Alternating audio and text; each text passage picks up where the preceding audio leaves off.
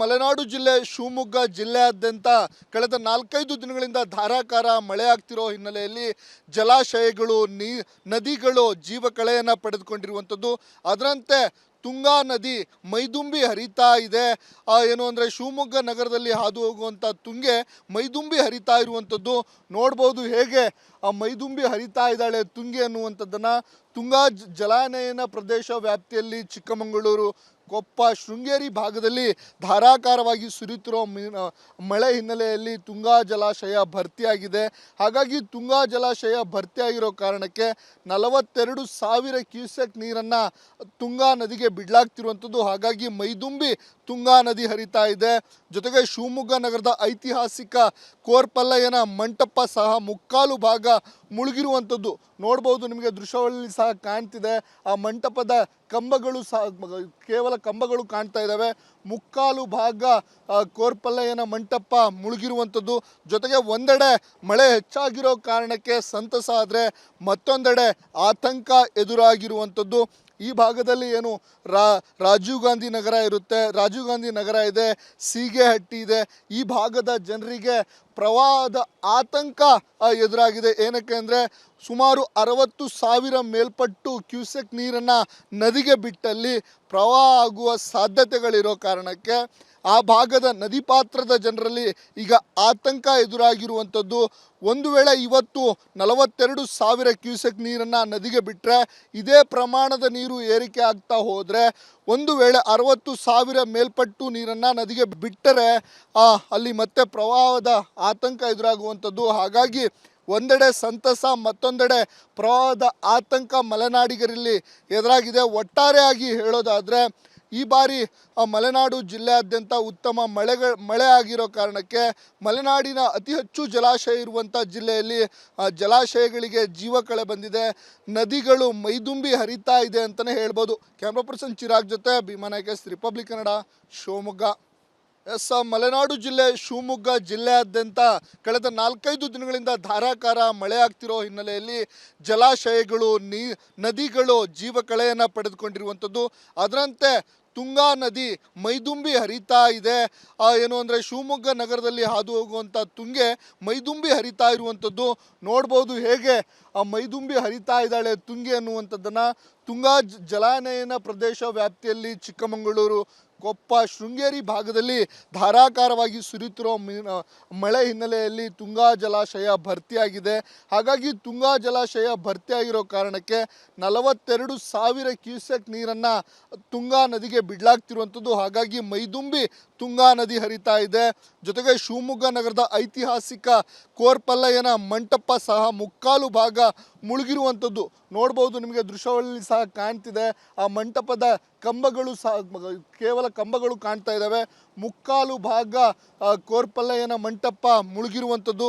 ಜೊತೆಗೆ ಒಂದೆಡೆ ಮಳೆ ಹೆಚ್ಚಾಗಿರೋ ಕಾರಣಕ್ಕೆ ಸಂತಸ ಆದರೆ ಮತ್ತೊಂದೆಡೆ ಆತಂಕ ಎದುರಾಗಿರುವಂಥದ್ದು.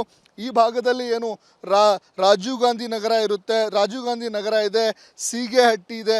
ಈ ಭಾಗದ ಜನರಿಗೆ ಪ್ರವಾಹದ ಆತಂಕ ಎದುರಾಗಿದೆ. ಏನಕ್ಕೆ ಅಂದರೆ ಸುಮಾರು 60,000 ಮೇಲ್ಪಟ್ಟು ಕ್ಯೂಸೆಕ್ ನೀರನ್ನು ನದಿಗೆ ಬಿಟ್ಟಲ್ಲಿ ಪ್ರವಾಹ ಆಗುವ ಸಾಧ್ಯತೆಗಳಿರೋ ಕಾರಣಕ್ಕೆ ಆ ಭಾಗದ ನದಿ ಪಾತ್ರದ ಜನರಲ್ಲಿ ಈಗ ಆತಂಕ ಎದುರಾಗಿರುವಂಥದ್ದು.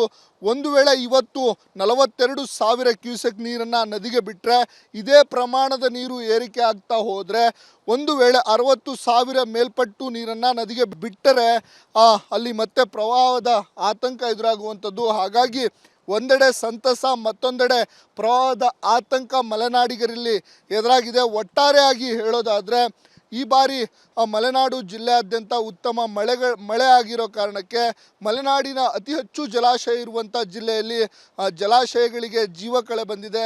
ನದಿಗಳು ಮೈದುಂಬಿ ಹರಿತಾ ಇದೆ ಅಂತಲೇ ಹೇಳ್ಬೋದು. ಕ್ಯಾಮ್ರಾ ಪರ್ಸನ್ ಚಿರಾಗ್ ಜೊತೆ ಭೀಮಾನಾಯ್ಕ, ರಿಪಬ್ಲಿಕ್ ಕನ್ನಡ, ಶಿವಮೊಗ್ಗ. ಮಲೆನಾಡು ಜಿಲ್ಲೆ ಶಿವಮೊಗ್ಗ ಜಿಲ್ಲೆಯಾದ್ಯಂತ ಕಳೆದ 4-5 ದಿನಗಳಿಂದ ಧಾರಾಕಾರ ಮಳೆಯಾಗ್ತಿರೋ ಹಿನ್ನೆಲೆಯಲ್ಲಿ ಜಲಾಶಯಗಳು ನದಿಗಳು ಜೀವಕಳೆಯನ್ನು ಪಡೆದುಕೊಂಡಿರುವಂಥದ್ದು. ಅದರಂತೆ ತುಂಗಾ ನದಿ ಮೈದುಂಬಿ ಹರಿತಾ ಇದೆ. ಏನು ಅಂದರೆ ಶಿವಮೊಗ್ಗ ನಗರದಲ್ಲಿ ಹಾದು ಹೋಗುವಂಥ ತುಂಗೆ ಮೈದುಂಬಿ ಹರಿತಾ ಇರುವಂಥದ್ದು ನೋಡ್ಬೋದು. ಹೇಗೆ ಆ ಮೈದುಂಬಿ ಹರಿತಾ ಇದ್ದಾಳೆ ತುಂಗೆ ಅನ್ನುವಂಥದ್ದನ್ನು. ತುಂಗಾ ಜಲಾನಯನ ಪ್ರದೇಶ ವ್ಯಾಪ್ತಿಯಲ್ಲಿ ಚಿಕ್ಕಮಗಳೂರು, ಕೊಪ್ಪ, ಶೃಂಗೇರಿ ಭಾಗದಲ್ಲಿ ಧಾರಾಕಾರವಾಗಿ ಸುರಿಯುತ್ತಿರೋ ಮಳೆ ಹಿನ್ನೆಲೆಯಲ್ಲಿ ತುಂಗಾ ಜಲಾಶಯ ಭರ್ತಿಯಾಗಿದೆ. ಹಾಗಾಗಿ ತುಂಗಾ ಜಲಾಶಯ ಭರ್ತಿಯಾಗಿರೋ ಕಾರಣಕ್ಕೆ 42,000 ಕ್ಯೂಸೆಕ್ ನೀರನ್ನು ತುಂಗಾ ನದಿಗೆ ಬಿಡಲಾಗ್ತಿರುವಂಥದ್ದು. ಹಾಗಾಗಿ ಮೈದುಂಬಿ ತುಂಗಾ ನದಿ ಹರಿತಾ ಇದೆ. ಜೊತೆಗೆ ಶಿವಮೊಗ್ಗ ನಗರದ ಐತಿಹಾಸಿಕ ಕೋರ್ಪಲ್ಲಯ್ಯನ ಮಂಟಪ ಸಹ ಮುಕ್ಕಾಲು ಭಾಗ ಮುಳುಗಿರುವಂಥದ್ದು ನೋಡ್ಬೋದು. ನಿಮಗೆ ದೃಶ್ಯಗಳಲ್ಲಿ ಸಹ ಕಾಣ್ತಿದೆ. ಆ ಮಂಟಪದ ಕಂಬಗಳು ಸಹ ಕೇವಲ ಕಂಬಗಳು ಕಾಣ್ತಾ ಇದ್ದಾವೆ. ಮುಕ್ಕಾಲು ಭಾಗ ಕೋರ್ಪಲ್ಲಯ್ಯನ ಮಂಟಪ ಮುಳುಗಿರುವಂಥದ್ದು. ಜೊತೆಗೆ ಒಂದೆಡೆ ಮಳೆ ಹೆಚ್ಚಾಗಿರೋ ಕಾರಣಕ್ಕೆ ಸಂತಸ ಆದರೆ ಮತ್ತೊಂದೆಡೆ ಆತಂಕ ಎದುರಾಗಿರುವಂಥದ್ದು. ಈ ಭಾಗದಲ್ಲಿ ಏನು ರಾಜೀವ್ ಗಾಂಧಿ ನಗರ ಇರುತ್ತೆ, ರಾಜೀವ್ ಗಾಂಧಿ ನಗರ ಇದೆ, ಸೀಗೆಹಟ್ಟಿ ಇದೆ. ಈ ಭಾಗದ ಜನರಿಗೆ ಪ್ರವಾಹದ ಆತಂಕ ಎದುರಾಗಿದೆ. ಏನಕ್ಕೆ ಅಂದರೆ ಸುಮಾರು 60,000 ಮೇಲ್ಪಟ್ಟು ಕ್ಯೂಸೆಕ್ ನೀರನ್ನು ನದಿಗೆ ಬಿಟ್ಟಲ್ಲಿ ಪ್ರವಾಹ ಆಗುವ ಸಾಧ್ಯತೆಗಳಿರೋ ಕಾರಣಕ್ಕೆ ಆ ಭಾಗದ ನದಿ ಪಾತ್ರದ ಜನರಲ್ಲಿ ಈಗ ಆತಂಕ ಎದುರಾಗಿರುವಂಥದ್ದು. ಒಂದು ವೇಳೆ ಇವತ್ತು 42,000 ಕ್ಯೂಸೆಕ್ ನೀರನ್ನು ನದಿಗೆ ಬಿಟ್ಟರೆ ಇದೇ ಪ್ರಮಾಣದ ನೀರು ಏರಿಕೆ ಆಗ್ತಾ ಹೋದರೆ ಒಂದು ವೇಳೆ 60,000 ಮೇಲ್ಪಟ್ಟು ನೀರನ್ನು ನದಿಗೆ ಬಿಟ್ಟರೆ ಅಲ್ಲಿ ಮತ್ತೆ ಪ್ರವಾಹದ ಆತಂಕ ಎದುರಾಗುವಂಥದ್ದು. ಹಾಗಾಗಿ ಒಂದೆಡೆ ಸಂತಸ, ಮತ್ತೊಂದೆಡೆ ಪ್ರವಾಹದ ಆತಂಕ ಮಲೆನಾಡಿಗರಲ್ಲಿ ಎದುರಾಗಿದೆ. ಒಟ್ಟಾರೆಯಾಗಿ ಹೇಳೋದಾದರೆ ಈ ಬಾರಿ ಮಲೆನಾಡು ಜಿಲ್ಲೆಯಾದ್ಯಂತ ಉತ್ತಮ ಮಳೆ ಆಗಿರೋ ಕಾರಣಕ್ಕೆ ಮಲೆನಾಡಿನ ಅತಿ ಹೆಚ್ಚು ಜಲಾಶಯ ಇರುವಂಥ ಜಿಲ್ಲೆಯಲ್ಲಿ ಜಲಾಶಯಗಳಿಗೆ ಜೀವ ಕಳೆ ಬಂದಿದೆ. ನದಿಗಳು ಮೈದುಂಬಿ ಹರಿತಾ ಇದೆ ಅಂತಲೇ ಹೇಳ್ಬೋದು. ಕ್ಯಾಮ್ರಾ ಪರ್ಸನ್ ಚಿರಾಗ್ ಜೊತೆ ಭೀಮಾ ನಾಯ್ಕ, ರಿಪಬ್ಲಿಕ್ ಕನ್ನಡ, ಶಿವಮೊಗ್ಗ. ಮಲೆನಾಡು ಜಿಲ್ಲೆ ಶಿವಮೊಗ್ಗ ಜಿಲ್ಲೆಯಾದ್ಯಂತ ಕಳೆದ 4-5 ದಿನಗಳಿಂದ ಧಾರಾಕಾರ ಮಳೆ ಆಗ್ತಿರೋ ಹಿನ್ನೆಲೆಯಲ್ಲಿ ಜಲಾಶಯಗಳು, ನದಿಗಳು ಜೀವ ಕಳೆಯನ್ನು ಪಡೆದುಕೊಂಡಿರುವಂಥದ್ದು. ಅದರಂತೆ ತುಂಗಾ ನದಿ ಮೈದುಂಬಿ ಹರಿತಾ ಇದೆ. ಏನು ಅಂದರೆ ಶಿವಮೊಗ್ಗ ನಗರದಲ್ಲಿ ಹಾದು ಹೋಗುವಂಥ ತುಂಗೆ ಮೈದುಂಬಿ ಹರಿತಾ ಇರುವಂಥದ್ದು ನೋಡ್ಬೋದು. ಹೇಗೆ ಮೈದುಂಬಿ ಹರಿತಾ ಇದ್ದಾಳೆ ತುಂಗೆ ಅನ್ನುವಂಥದ್ದನ್ನು. ತುಂಗಾ ಜಲಾನಯನ ಪ್ರದೇಶ ವ್ಯಾಪ್ತಿಯಲ್ಲಿ ಚಿಕ್ಕಮಗಳೂರು, ಕೊಪ್ಪ, ಶೃಂಗೇರಿ ಭಾಗದಲ್ಲಿ ಧಾರಾಕಾರವಾಗಿ ಸುರಿಯುತ್ತಿರೋ ಮಳೆ ಹಿನ್ನೆಲೆಯಲ್ಲಿ ತುಂಗಾ ಜಲಾಶಯ ಭರ್ತಿಯಾಗಿದೆ.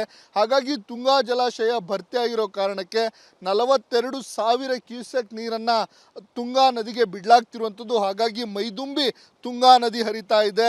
ಜೊತೆಗೆ ಶಿವಮೊಗ್ಗ ನಗರದ ಐತಿಹಾಸಿಕ ಕೋರ್ಪಲ್ಲಯ್ಯನ ಮಂಟಪ ಸಹ ಮುಕ್ಕಾಲು ಭಾಗ ಮುಳುಗಿರುವಂಥದ್ದು ನೋಡ್ಬೋದು. ನಿಮಗೆ ದೃಶ್ಯಗಳಲ್ಲಿ ಸಹ ಕಾಣ್ತಿದೆ. ಆ ಮಂಟಪದ ಕಂಬಗಳು ಸಹ ಕೇವಲ ಕಂಬಗಳು ಕಾಣ್ತಾ ಇದ್ದಾವೆ. ಮುಕ್ಕಾಲು ಭಾಗ ಕೋರ್ಪಲ್ಲಯ್ಯನ ಮಂಟಪ ಮುಳುಗಿರುವಂಥದ್ದು. ಜೊತೆಗೆ ಒಂದೆಡೆ ಮಳೆ ಹೆಚ್ಚಾಗಿರೋ ಕಾರಣಕ್ಕೆ ಸಂತಸ ಆದರೆ ಮತ್ತೊಂದೆಡೆ ಆತಂಕ ಎದುರಾಗಿರುವಂಥದ್ದು.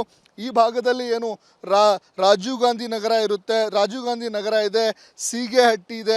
ಈ ಭಾಗದ ಜನರಿಗೆ ಪ್ರವಾಹದ ಆತಂಕ ಎದುರಾಗಿದೆ. ಏನಕ್ಕೆ ಅಂದರೆ ಸುಮಾರು 60,000 ಮೇಲ್ಪಟ್ಟು ಕ್ಯೂಸೆಕ್ ನೀರನ್ನು ನದಿಗೆ ಬಿಟ್ಟಲ್ಲಿ ಪ್ರವಾಹ ಆಗುವ ಸಾಧ್ಯತೆಗಳಿರೋ ಕಾರಣಕ್ಕೆ ಆ ಭಾಗದ ನದಿ ಪಾತ್ರದ ಜನರಲ್ಲಿ ಈಗ ಆತಂಕ ಎದುರಾಗಿರುವಂಥದ್ದು. ಒಂದು ವೇಳೆ ಇವತ್ತು 42,000 ಕ್ಯೂಸೆಕ್ ನೀರನ್ನು ನದಿಗೆ ಬಿಟ್ಟರೆ ಇದೇ ಪ್ರಮಾಣದ ನೀರು ಏರಿಕೆ ಆಗ್ತಾ ಹೋದರೆ ಒಂದು ವೇಳೆ 60,000 ಮೇಲ್ಪಟ್ಟು ನೀರನ್ನು ನದಿಗೆ ಬಿಟ್ಟರೆ ಅಲ್ಲಿ ಮತ್ತೆ ಪ್ರವಾಹದ ಆತಂಕ ಎದುರಾಗುವಂಥದ್ದು. ಹಾಗಾಗಿ ಒಂದೆಡೆ ಸಂತಸ, ಮತ್ತೊಂದೆಡೆ ಪ್ರವಾಹದ ಆತಂಕ ಮಲೆನಾಡಿಗರಲ್ಲಿ ಎದುರಾಗಿದೆ. ಒಟ್ಟಾರೆಯಾಗಿ ಹೇಳೋದಾದರೆ ಈ ಬಾರಿ ಮಲೆನಾಡು ಜಿಲ್ಲೆಯಾದ್ಯಂತ ಉತ್ತಮ ಮಳೆ ಆಗಿರೋ ಕಾರಣಕ್ಕೆ ಮಲೆನಾಡಿನ ಅತಿ ಹೆಚ್ಚು ಜಲಾಶಯ ಇರುವಂಥ ಜಿಲ್ಲೆಯಲ್ಲಿ ಜಲಾಶಯಗಳಿಗೆ ಜೀವ ಕಳೆ ಬಂದಿದೆ. ನದಿಗಳು ಮೈದುಂಬಿ ಹರಿತಾ ಇದೆ ಅಂತಲೇ ಹೇಳ್ಬೋದು. ಕ್ಯಾಮ್ರಾ ಪರ್ಸನ್ ಚಿರಾಗ್ ಜೊತೆ ಭೀಮಾ ನಾಯ್ಕ, ರಿಪಬ್ಲಿಕ್ ಕನ್ನಡ, ಶಿವಮೊಗ್ಗ.